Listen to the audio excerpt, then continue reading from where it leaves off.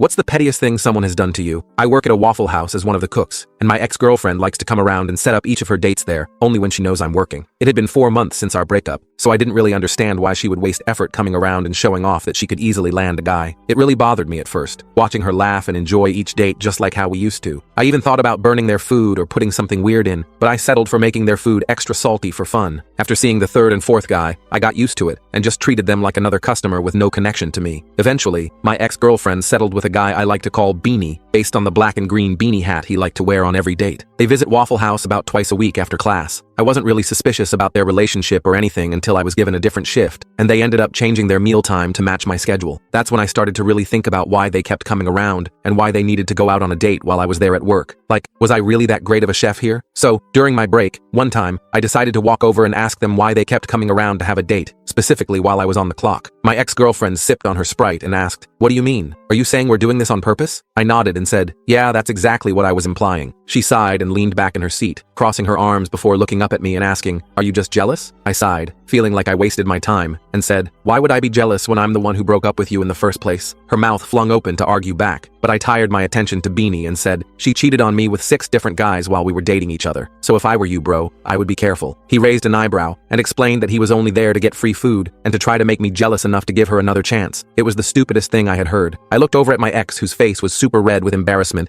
and realized that it was actually true. I felt a serious rush of ego boost, but at the same time, I felt something unexpected too. Like, dude, call me stupid, but I felt pretty touched that she would go this far just to try to win me back. It definitely wasn't the best way to win me back, but definitely creative. So I told her jokingly that if she really wanted me back, she should try showing up here alone for another month to prove that she really meant it. I walked off to finish the rest of my shift. After that, she really did show up every day with a book or journal, sitting at the same booth, waiting for my shift to finish. I didn't even really talk to her much, and she still came around. Weeks went by, and on the last day of the month, she walked into Waffle House with a huge smile on her face. I walked over with her usual order and sat beside her in the booth. She asked me if I would finally be her boyfriend again. I smiled back and said absolutely not. I reminded her that she cheated on me with several guys, and one of them was my best friend. She picked up the glass of water and thought about splashing it all over me. Instead, she splashed water on her own face to wake herself up and left angrily, ripping up one of the menus in the restaurant out of frustration before walking out the front door. The entire angry scene was crazy cute, like a whole, there goes my little Harley Quinn. I grinned and told my manager that I was finally quitting. I chased after her and apologized, saying that I wanted to get back at her a little for the horrible mess she put me through before. I unzipped my jacket and wrapped it around her head to help her stay warm after seeing water still drip down from her hair. I took her home that night, and we talked about setting new boundaries if we wanted the relationship to work better this time. To this day, we're still together, and no longer the toxic kids we used to be. Also, for our prenup, we had a fun photo shoot at that same Waffle House, forever reminding us of our ridiculous and petty days.